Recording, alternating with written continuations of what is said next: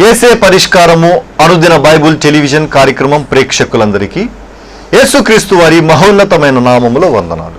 ప్రభువునందు ప్రియ దేవుని బిడ్డలారా, నేటి దినము పాస్టర్ కె శ్యామ్ సాగర్ గారి ద్వారా కీర్తనల గ్రంథంలోని శ్రేష్టమైన భాగాలను ధ్యానం చేసుకుందాము. మీరందరూ బైబిల్తోనూ నోట్బుక్తోనూ సిద్ధపడి ఉంటే పాస్టర్ కె శ్యామ్ సాగర్ గారు ప్రార్థన చేసి ఈ దినపు వాక్య పరిచర్య చేస్తారు.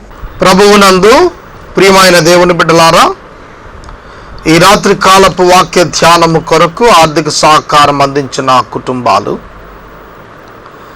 దెందులూరు వాస్తవ్యులు శ్రీ దాసరి వెంకట్రావు గారు, నూతలపాటి వెళాంగిణి గారు మరియు వీరి ఇద్దరి బిడ్డలు. దాసరి వెంకట్రావు గారి కొరకు, వెళాంగిణి గారి కొరకు ప్రార్థించమని మనవి చేస్తున్నాను. మరియు ఏలూరు శేఖర్ వీధి వాస్తవ్యులు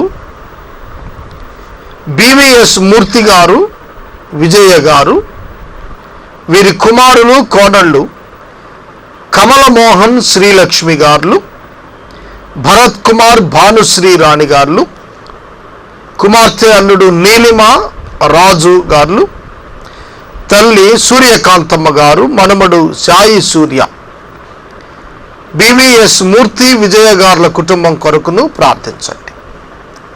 వీరి వలె మీ కుటుంబ పక్షంగా కూడా ఎపిసోడ్ నిర్వహించడానికి ముందుకు రండి. ఏలూరు పట్టణమే కాకుండా ఇతర పట్టణాలలో కూడా ప్రకటించబడుతున్న ఎపిసోడ్స్కు సహకారులు కావాలని మనవి చేస్తున్నాను. గత రాత్రి కాలం కీర్తనల గ్రంథం 65వ అధ్యాయం 9 వచనము ప్రారంభించుకుని కొంత చదువుకున్నాం. మిగిలిన భాగాన్ని ఈ రాత్రి కాలపు వాక్య భాగంలో ధ్యానం చేసుకుందాం. దాసరి వెంకట్రావు గారి కుటుంబం కొరకు, బివిఎస్ మూర్తి గారి కుటుంబం కొరకు ప్రార్థించండి. ప్రార్థన చేసుకుందాం. దయచేసి తలలో వంచండి, ప్రార్థనలో ఏకీభవించండి.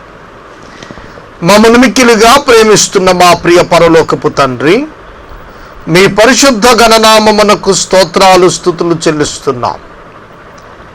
ఈ రాత్రి కాలం మీ ప్రియబిడ్డలు, మా ప్రేక్షకులు వాక్యం కొరకు ఎంతో ఆసక్తితో ఎదురు చూస్తున్న వీరందరినీ దీవించమని ప్రార్థన చేస్తున్నా. ప్రభు, ప్రత్యేకంగా ఈ రాత్రి అనారోగ్యంతో ఉన్న బిడ్డల కొరకై ప్రార్థన చేస్తున్నా. మీ కృప చూపండి, ఆరోగ్యం ఇవ్వండి. యాక్సిడెంట్స్ అయి ప్రభు ఎముకలు విరిగిన వారి కొరకు ప్రార్థన చేస్తున్నా. మీరే వారికి తగినటువంటి ఆదరణ ప్రసాదించండి. ఆర్థిక ఇబ్బందులు పడుతున్న వారి కొరకు ప్రార్థిస్తున్నాం. ఆర్థిక కృపలను వీరికి అనుగ్రహించమని అడుగుతున్నాం. గర్భిణీ స్త్రీల కొరకు ప్రార్థిస్తున్నాం. సుఖ ప్రసూతినిచ్చి తల్లి బిడ్డలను ఆశీర్వదించమని వేడుకుంటున్నాం. సంతానము లేని దంపతుల కొరకు ప్రార్థిస్తున్నాం. మీరిచ్చు బహుమానమును వారికి అనుగ్రహించి ఆనందింపచేయమని వేడుకుంటున్నాం. ఉద్యోగుల కొరకు ప్రార్థిస్తున్నాం.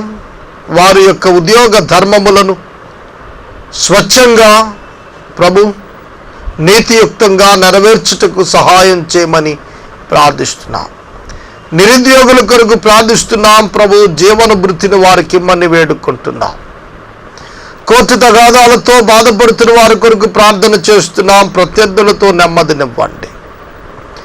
ఆప్తులను, బంధువులను, రక్త సంబంధికులను పోగొట్టుకొని దుఃఖములో ఉన్నటువంటి కుటుంబాల ఆదరణ కొరకై ప్రార్థిస్తున్నాం.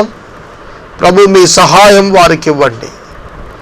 రక్షించబడక ఇంకను సువార్తను అంగీకరించక ఉన్న ప్రతి ఒక్క వ్యక్తిని మీరు జ్ఞాపకం చేసుకుని రక్షించబడినట్లు కృపచూపమని ప్రార్థిస్తున్నాం. ఈ రాత్రి కాలపు వాక్య ధ్యానంలో మీ కృపా సహాయం ఇమ్మని యేసు ప్రభు పేరిట ప్రార్థిస్తున్నాము తండ్రి, ఆమెన్. ప్రభువునందు ప్రియమైన దేవుని బిడ్డలారా, అక్టోబర్ మాసంలో తణుకు, కొవ్వూరు, నిడదవోలు, పోలవరం ఈ పట్టణాలలో 8 దినాలు సువార్త కూడికలు ఏర్పాటు చేయాలని ఆశిస్తున్నా. వచ్చే వారం కార్యక్రమంలో ఇదే రోజున ప్రత్యేకంగా ఆ ప్రాంతాలలో ఎక్కడెక్కడ మీటింగ్స్ ఏర్పాటు చేస్తున్నామో అనౌన్స్ చేయగలుగుతామని ఆశిస్తున్నాం. ఏలూరు పట్టణము, ఏలూరు చుట్టుపక్కల 150 గ్రామాలలో అక్టోబర్ మాసం తరువాత అనుదిన సువార్త కూడికలు తిరిగి వర్షాటంకం నుంచి బయటపడతాం కాబట్టి ఏర్పాటు చేయాలని ఆశ కలుగున్నాం. ఈ సువార్త ప్రకటనలో మీరందరూ పాలుభాగస్తులు కావాలని మనవి చేస్తున్నాం. దేవుని యొక్క వాక్య ధ్యానంలోనికి వెళదాం. దయచేసి మీ పరిశుద్ధ బైబిల్ గ్రంథాన్ని తెరిచి కీర్తనల గ్రంథం 65వ సంకీర్తన 9వ వచనము మీ ముందు ఉంచుకోవాలని నేను మనవి చేస్తున్నా. నీవు భూమిని దర్శించి దానిని తడుపుచున్నావు, దానికి మహదైశ్వర్యము కలుగజేయుచున్నావు. దేవుని నది నీళ్లతో నిండి ఉన్నది. నీవు భూమిని అట్లు సిద్ధపరిచిన తరువాత దానికి ధాన్యము దయచేయుచున్నావు. దాని దుక్కులను విస్తారమైనటువంటి నీళ్లతో తడిపి దాని గనిమలను చదును చేయుచున్నావు. వానజల్లుల చేత దానిని పదును చేయుచున్నావు. అది మొలకెత్తగా దానిని ఆశీర్వదించుచున్నావు. సంవత్సరమును నీ దయా కిరీటము ధరింపజేసి ఉన్నావు. నీ జాడలు సారము వెదజల్లుచున్నవి. అడవి బీటలు సారము చిలకరించుచున్నవి. కొండలు ఆనందమును నడికట్టుగా ధరించుకొని ఉన్నవి. పచ్చిక పట్లు మందల వస్త్రము వలె ధరించి ఉన్నవి. లోయలు సస్యములతో కప్పబడి ఉన్నవి. అవన్నీ సంతోషోద్ధ్వని చేయుచున్నవి, అన్నీ గానము చేయుచున్నవి. ఈ 65వ సంకీర్తనలో ప్రత్యేకంగా 5 వచనాలు నేను చదివాను. ఈ 5 వచనాలు కూడా దేవుని యొక్క వాక్యం ఒక ప్రత్యేకమైనటువంటి స్థితిని వర్ణిస్తుంది. ఏమిటి ఈ ప్రత్యేకమైన స్థితి? అలంకార రీతిగా వర్ణించబడినటువంటి స్థితి. అందరూ అన్నీయు గానము సంతోషధ్వని చేస్తున్నాయి. ఇక్కడ దేవుని యొక్క అద్భుతమైనటువంటి సార్వభౌమిక అధికారమును బట్టి సృష్టికర్త అయినటువంటి దేవుణ్ణి ప్రజలు తెలుసుకొనున్నట్లుగా ఈ ప్రత్యేకమైనటువంటి వాక్య భాగం కీర్తనాకారుడు రాస్తున్నారు. అంతేకాకుండా నీటిని గూర్చి, వర్షాన్ని గూర్చి, నదిని గూర్చి తెలియపరిచాడు. అటువలనే భూమిని గూర్చి, వ్యవసాయ రీతులను గూర్చి తెలియపరిచాడు. లోయలను గూర్చి, కొండలను గూర్చి, పచ్చిక పట్లు గల మందలను గూర్చి ఇందులో వ్రాస్తూ వచ్చాడు. ఇది ఒక అలంకార రీతితో కూడినటువంటి ఒక ప్రత్యేక సందేశం ఇందులో దాచబడి ఉంది. దేవుని నది అంటాడు, దేవుని నది అన్నాడు, మరలా భూమి అన్నాడు. కానీ వ్యవసాయ క్రమం ఎక్కడ కనపడదు. వ్యవసాయ క్రమం ఎక్కడ కనపడదు. ఒకటి ముందు ఒకటి మరొకటి వెనక ఇస్తాడు. దీని వివరాన్ని బట్టి చూస్తే అలంకార రీతిగా దేవుని యొక్క బిడ్డలు ఎట్లా ఆశీర్వదించబడి ఎట్టి స్థితికి వారు చేరుతారు అనేది తెలియచేయబడింది. మరలా చెప్తున్నా, దేవుని బిడ్డలు ఎట్టి స్థితికి వారు చేర్చబడతారు. ప్రకటన గ్రంథం చివరి అధ్యాయాలకు వచ్చేటప్పటికీ నూతన భూమి, నూతన ఆకాశములలో నివాసం ఉంటున్నటువంటి ఆ యొక్క భక్తకోటి, ఆ యొక్క ప్రభువు యొక్క బిడ్డలు దేవుని సన్నిధిలో ఉన్నప్పుడు గానములతో, ప్రతిగానములతో, సంతోష ధ్వనులతో ఉన్నప్పుడు ఆ స్థితికి చేరుట కొరకు భూమిపై వారిని సిద్ధపరిచిన విధానం ఈ ప్రత్యేక కీర్తనలో కీర్తనాకారుడు వర్ణిస్తూ వచ్చాడు. దేవుని యొద్ద నది ఉంది అంటే ఏమిటి ఆ నది? దేవుని యొక్క వాక్యమే. నీరు వాక్యానికి పోలికగా చెప్పబడింది పరిశుద్ధ బైబిల్ గ్రంథంలో. ఆ నీటి చేత భూమిని తడుపుతాను అన్నాడు.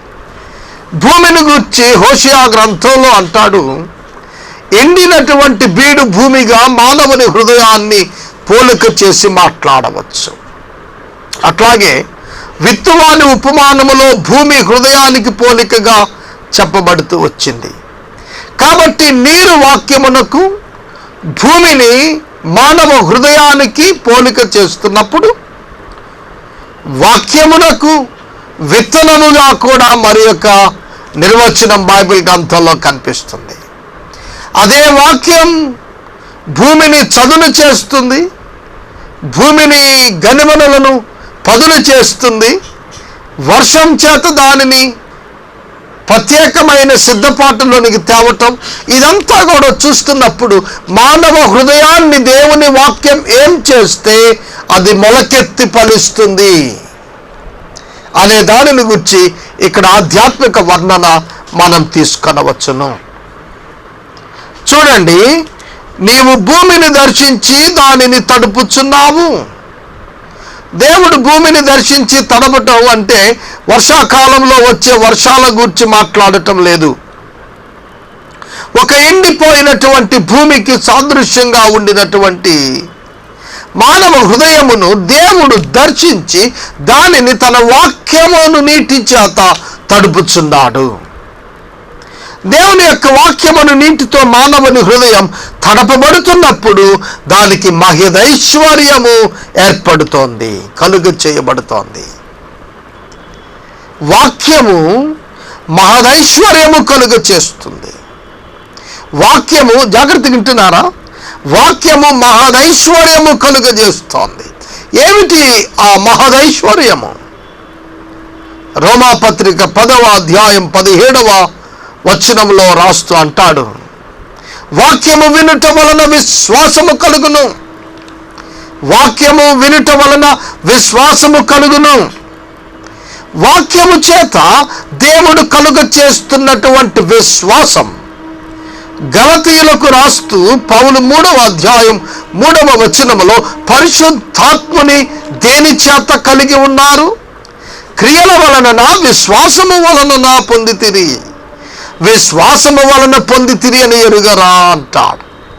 కనుక వాక్యము చేత విశ్వాసము, విశ్వాసము వలన పరిశుద్ధాత్మని యొక్క నివాసము మానవుని హృదయములోనికి రావటం గురించి ఇక్కడ రాస్తూ అంటున్నాడు, నీవు భూమిని తడుపుచున్నావు, మహదైశ్వర్యము దానికి కలుగ చేస్తున్నావు.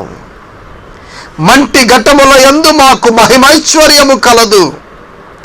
మానవ జీవితంలో, మానవ హృదయంలో దేవుడు మహిమైశ్వర్యము, విశ్వాసమును, మహదైశ్వర్యమును, పరిశుద్ధాత్ముణ్ణి విశ్వాసము చేత, క్రీస్తునందలి విశ్వాసము చేత మనుషులకు అనుగ్రహిస్తున్నా గొప్ప స్థితి ఇది. చాలా రిచ్ కండిషన్. సోదరుడా, సోదరి, ఇది రక్షించబడిన వారికి ఈ వచనం అర్థమవుతుంది. మన అంతరంగంలో వాక్యము వలన కలిగిన విశ్వాసం మనము పొందబోవు మహిమ యొక్క సంపూర్ణ ఆనందం ఈ క్షణాన్ని అనుభవించేటట్లుగా చేస్తున్నాడు దేవుడు. విశ్వాసం అన్నది నిరీక్షించుతున్న వాటి యొక్క నిజ స్వరూపం. అదృశ్యమైనవి ఉన్నవి అంటానికి రుజువు. పరసంబంధమైనటువంటి ఆ గొప్ప ఆనందం విశ్వాసము చేత దేవుని యొక్క వాక్యమునకు లోబడిన వారి జీవితాల్లో దేవుడు అనుమతిస్తున్నాడు. అదే మహదైశ్వర్యం. పరిశుద్ధాత్ముని అంతరంగంలో విశ్వాసి కలిగి ఉండుట గొప్ప మహదైశ్వర్యం. తదుపరి మాటలు, దేవుని నది నీళ్లతో నిండి ఉన్నది, నీవు భూమిని అట్లు సిద్ధపరిచిన తరువాత వారికి ధాన్యము దయచేయుచు ఉన్నావు. భూమిని సిద్ధపరిచిన తరువాత దేవుడు మానవుని హృదయమును స్థిరపరిచిన తరువాత, సిద్ధపరిచిన తరువాతనే ధాన్యమునిచ్చుచున్నావు. ధాన్యము అనున్నది పంటను సూచిస్తోంది, ఫలమును సూచిస్తోంది. మంచి నేలను పడిన విత్తనము 60 30 100 ఫలించినట్లు అని ప్రభువు చెప్పిన వాక్యమునకు ఆధారం ఇదే. ప్రభువు యొక్క వాక్యపు సంపూర్ణతను గుర్చినటువంటి సత్య వివరణ కీర్తనాకారుడిగా ప్రభువునకు 1000 ఏండ్ల క్రితమే మాట్లాడుతూ తెలియచేస్తున్నాడు.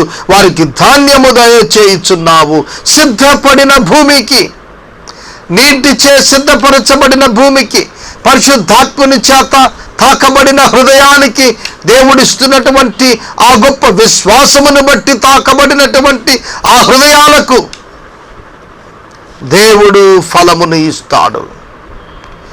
యోహాను సువార్త 15వ అధ్యాయం దేవుడు వ్యవసాయకుడుగా నిలిచిన అధ్యాయం. మీరు ఫలించుటకును మీ ఫలము నిలిచియుండుటకును అనే పదం ప్రభువు శిష్యులకు జ్ఞాపకం చేస్తారు. ఫలించాలి, ఫలం నిలిచి ఉండాలి. ధాన్యము ఇచ్చుట అంటే ఫలమిచ్చుట. హృదయమునందు దేవుని యొక్క వాక్యమునకు ఎప్పుడు చోటిస్తావో ఆత్మ సంబంధమైనటువంటి విలువలను, ఫలములను నీవు ఫలించగలుగుతావని ఈ మాట యందు నీవు అర్థం చేసుకోవాలి.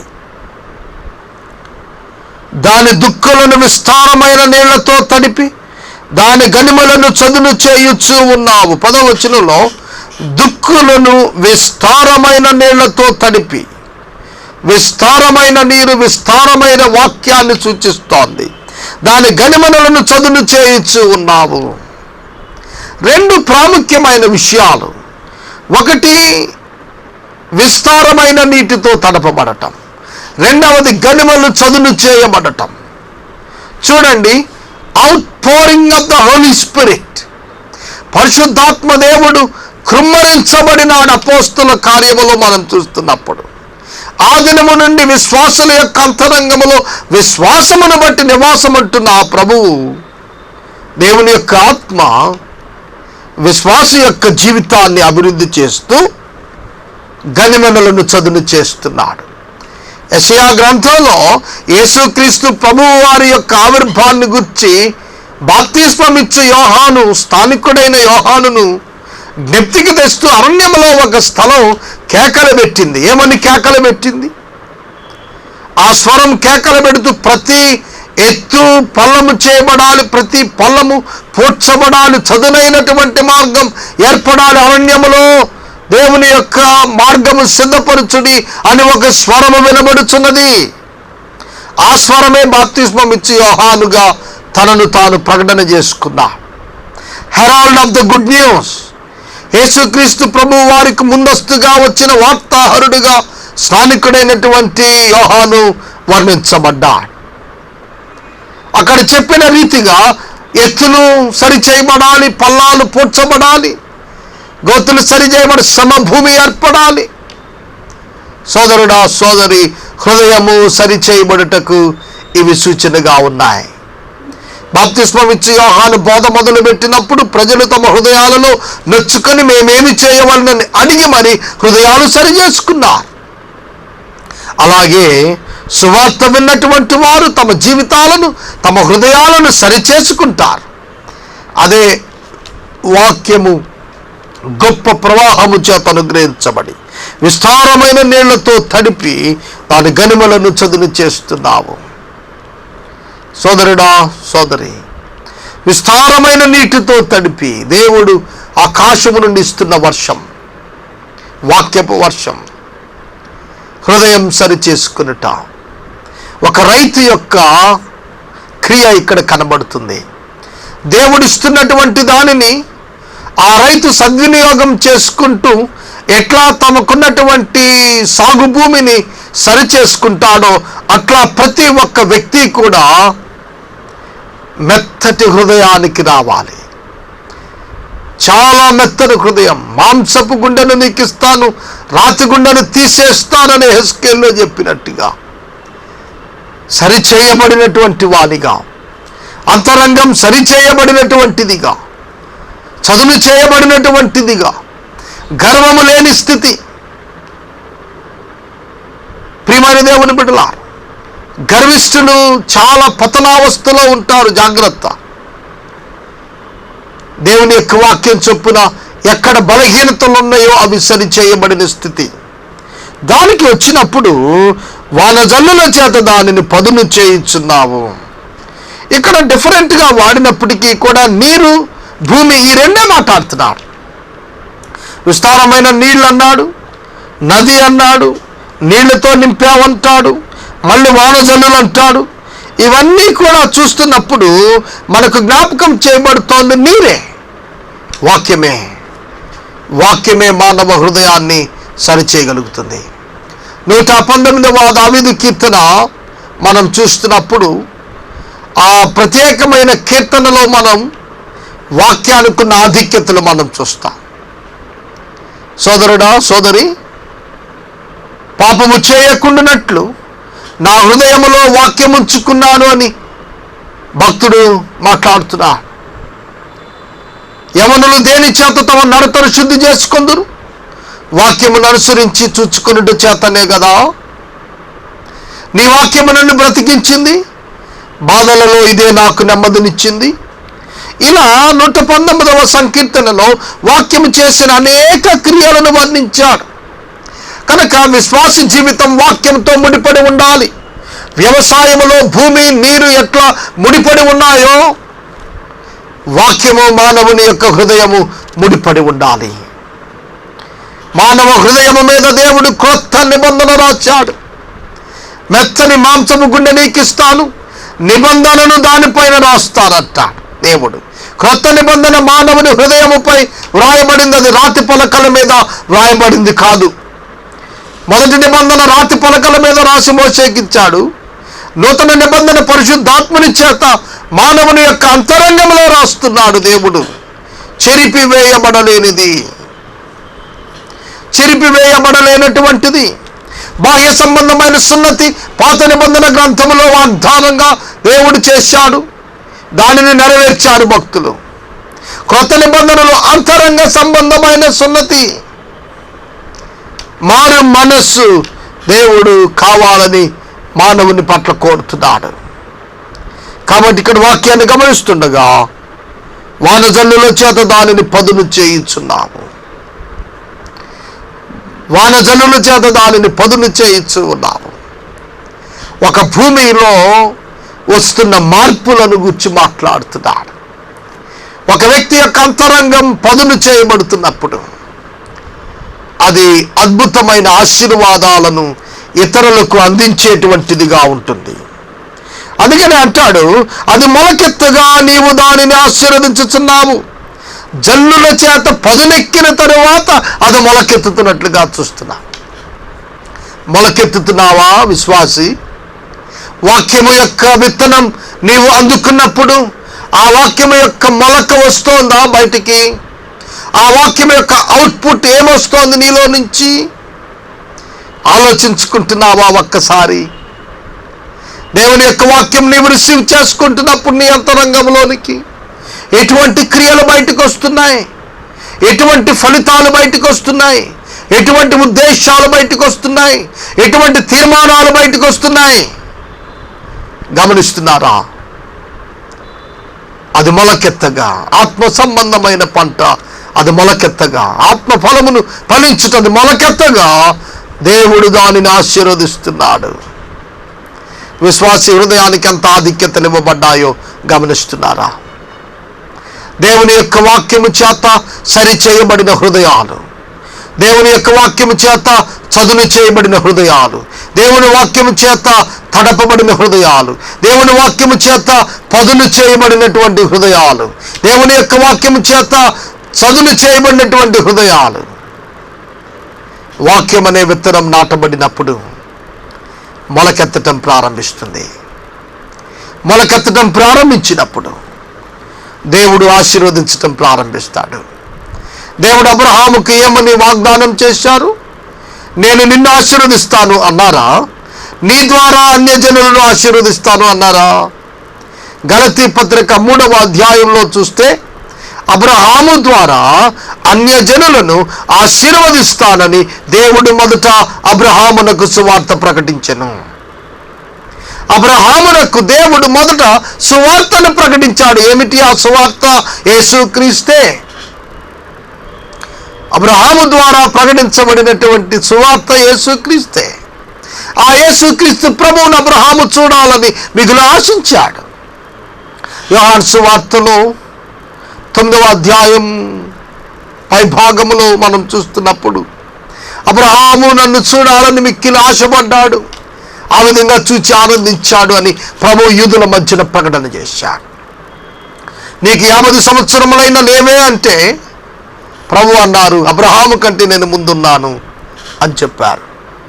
కనుక అబ్రహాముకు ఇచ్చిన వాగ్దానం ఇతరులు ఆశీర్వదించబడటం. ఈ రోజున నీకేం జరుగుతుంది అనేది, నీకేమి సంభవిస్తుంది అనేది ముఖ్యం కాదు. నీ ద్వారా ఏమి సంభవిస్తుంది, నీ ద్వారా ఇతరులు ఎట్లు ఆశీర్వదించబడుతున్నారు, అది ప్రాముఖ్యం. నీవు వాక్యం చేత సిద్ధపరచబడితే ప్రయోజనం పొందేది ప్రజలే తప్ప నీవు కాదు. ప్రయోజనం పొందేది ప్రజలు, నీవు కాదు. అక్టోబర్ మాసపు మిషనరీ దైవజనుల మాసపత్రికలో ప్రభుపాల్ గారు రాసిన ఆర్టికల్ చదివా. అందులో ఆయన రాస్తూ, దావీదు గొలియాతుపై యుద్ధం చేసిన కారణాన సంతోషపడింది ఎవరు? దావీదా? ప్రజల? దావీదు యుద్ధమును చేసినందున ప్రజలలోని భయము పోయింది, ప్రజలలో శత్రు భయం, మరణ భయం పోయింది. ప్రజలు ఆనందించారు, దేవుని స్తుతించగలిగారు. అటువలనే నీవు దేవుని యొక్క వాక్యము చేత తాకబడినప్పుడు, దేవుని యొక్క వాక్యమును ఫలించుట ప్రారంభించినప్పుడు నీవు ఇతరులకు ఆశీర్వాదంగా మారుతావు. నీవు ఇతరుల యొక్క ఆశీర్వాదాలు పొంది గొప్పవాడవు కావటం కాదు, నీవే ఆశీర్వాదంగా మారుతావు. ఒక్క మాట జ్ఞాపకం చేస్తాను.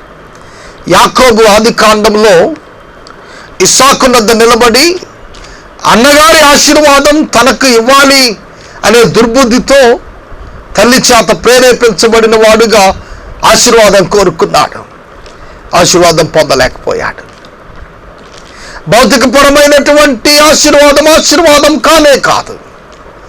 తిరిగి ఎబ్బోకురేములో వెనుతిరిగి 22 సంవత్సరాలకు వస్తున్నప్పుడు మరలా ప్రభు సన్నిధిలో దేవుని యొక్క దూతతో మొరపెడతాడు, ఆశీర్వదించమని. అక్కడ ఆశీర్వదించబడ్డాడు. ఆశీర్వదించబడినప్పుడు అతడు ఇతరులకు ఆశీర్వాదంగా మారాడు. సోదరుడా, సోదరి, నీవు ఆశీర్వదించబడటం గొప్ప కాదు, నీ చేత, నీ ద్వారా ఇతరులు ఆశీర్వదించబడటం దేవుని చిత్తము. దేవుని సేవ చేస్తున్నావు, దేవుడు నిన్ను దీవించి సేవలో ఉంచాడు, దాని కారణంగా ప్రజలు దీవించబడాలి. నువ్వు ఉద్యోగం చేస్తున్నావు, దేవుడు నిన్ను ప్రేమించి ఉద్యోగం ఇచ్చారు, నీ ద్వారా ప్రజలు ఆశీర్వదించబడాలి. నీ వృత్తిలో, నీ సమాజంలో నీవు చూపిస్తున్నటువంటి మాటలు, నీవు దీవించబడటం అంటే నిజార్థం ఏమిటంటే నీ ద్వారా అనేక మంది ఆశీర్వదించబడాలి. కనుక అనేకులు లేచి నిలిచి మేము ధన్యులమయ్యాము ఈ వ్యక్తి ద్వారా అని చెప్పగలగాలి అంటే మొదట నీ అంతరంగం దేవుని వాక్యం చేత తాకబడాలి. దేవుని యొక్క వాక్యం నిన్ను తాకుతున్నప్పుడు విస్తారమైనటువంటి నదీ ప్రవాహం వలె ఆ వాక్యం నీ మీదకు వస్తున్నప్పుడు, నీ యొద్దకు వస్తున్నప్పుడు నీవు రాతి నేల వలె మారిపోతున్నావా? కొండ ప్రాంతం పీల్చక పోయినట్లుగా నీవు వాక్యాన్ని నీవు జీర్ణించుకోలేకపోతున్నావా? ఒకసారి ఆలోచించమని మనవి చేస్తున్నాను. అది మొలకెత్తగా దేవుడు దానిని ఆశీర్వదించెను. దేవుడు నిన్ను దీవించి ఇతరులకు ఆశీర్వాదంగా మార్చాలని ఆశిస్తున్నారు. రేపటి వాక్య ధ్యానంలో 11, 12, 13 వచనాలను మనం ధ్యానం చేసుకుందాం. మనము ఇంతవరకు పాస్టర్ కె శ్యామ్ సాగర్ గారి ద్వారా కీర్తనల గ్రంథంలోని శ్రేష్టమైన భాగాలను ధ్యానం చేసుకున్నాము. ఈ కార్యక్రమం ద్వారా మీరు పొందుకొనుచున్న ఆత్మీయ మేలులు మాకు తెలియచేయండి. మీ ప్రార్థనా మనవులు మాకు తెలియచేస్తే సోమవారం నుండి శనివారం వరకు మా కార్యాలయంలో ఏర్పాటు చేసిన 6 గంటల ప్రార్థనా శిబిరంలో మీ కొరకు ప్రత్యేకంగా ప్రార్థిస్తాము. మీ కుటుంబ పక్షముగా ఒక ఎపిసోడ్ ప్రసారం చేయాలనుకునే మాకు తెలియచేయండి. అలాగే ఈ కార్యక్రమానికి ప్రతి నెల 100 రూపాయలు కానీ, 50 రూపాయలు కానీ, 25 రూపాయలు కానీ ఆర్థిక సహకారం అందించాలనుకునేవారు మాకు తెలియచేస్తే మా సిబ్బంది మీ గృహాలను దర్శిస్తారు. ముగింపు ప్రార్థన ఆశీర్వాదాలతో ఈ కార్యక్రమాన్ని ముగించుకుందాం. ప్రభువునందు ప్రియమైన దేవుని బిడ్డలారా, ఈ రాత్రి కాలపు వాక్య ధ్యానానికి ఆర్థిక సహకారం అందించిన కుటుంబాలు: దెందులూరు వాస్తవ్యులు శ్రీ దాసరి వెంకట్రావు గారు, నూతులపాటి వెళాంగిణి గారు మరియు వారి ఇరువురు బిడ్డలు. దాసరి వెంకట్రావు గారు, వెళాంగిణి గారు దీవించబడాలని నేను ప్రార్థిస్తున్నాను. మీరును ప్రార్థించాలని మనవి చేస్తున్నా. శేఖర్ వీధి ఏలూరు వాస్తవ్యులు బివిఎస్ మూర్తి గారు, విజయ గారు, కుమారులు కోడళ్ళు కమలమోహన్ శ్రీలక్ష్మి గారు, భరత్ కుమార్ భానుశ్రీ రాణి గారు, కుమార్తె అల్లుడు నీలిమా రాజు గారు, తల్లి వృద్ధాప్యంలో ఉన్నారు, ఆమె కొరకు ప్రత్యేకంగా ప్రార్థించండి. సూర్యకాంతమ్మ గారు, మనముడు సాయి సూర్య, ఈ కుటుంబం కొరకు కూడా మీ ప్రార్థనలో జ్ఞాపకం చేసుకోండి. వీరిని స్ఫూర్తిగా తీసుకొని ఏలూరు మరియు ఇతర పట్టణాలలో జరుగుతున్న సువార్త కొరకు ఎపిసోడ్స్గా ఇవ్వటానికి ముందుకు రండి. ఇతర విధాలలో కూడా సహకారం అందించండి. ప్రార్థన చేసుకుందాం. దయచేసి తలలు వంచండి, ప్రార్థనలో ఏకీభవించండి. మమ్మల్ని మిక్కిలిగా ప్రేమిస్తున్న మా ప్రియ పరలోకపు తండ్రి, నేటి రాత్రి కాలపు వాక్య ధ్యానం ద్వారా మమ్మలను దీవించినందుకు కృతజ్ఞతలు చెల్లిస్తున్నా. దాసరి వెంకట్రావు గారిని, బివిఎస్ మూర్తి గారిని, వారి కుటుంబాలను దీవించమని ప్రార్థిస్తున్నా. ఈ రాత్రి ప్రత్యేకంగా వాక్యం విన్న బిడ్డలను దీవించండి, ఆశీర్వదించండి ప్రభు. అక్టోబర్ మాసంలో జరగబోతున్నటువంటి పట్టణాలలోని కూడికల కొరకు, అనుదిన గ్రామ కూడికల కొరకు మేము ప్రార్థన చేస్తున్నాం. వనరులను సమకూర్చండి ప్రభు, సహాయము చేయండి. ఘనత, మహిమ, ప్రభావములు మీరు పొందండి. ఏసే పరిష్కారం ఏ విదేశీ సహాయం లేకుండా కొనసాగుతుండగా మీ కృప మాకిచ్చి ప్రభు నడిపించమని, అనేకులు ఇందులో భాగస్థులగుటకు సహాయం చేయమని యేసు ప్రభు పేరిట అడుగుచున్నాం తండ్రి, ఆమెన్. మన తండ్రి అయిన దేవుని ప్రేమ, కుమారుడైన యేసుక్రీస్తు ప్రభు వారి యొక్క కృప, పరిశుద్ధాత్మ దేవుని యొక్క అన్యోన్య సహవాసం సదాకాలము మనకందరికి తోడై ఉండును గాక. ఆమెన్.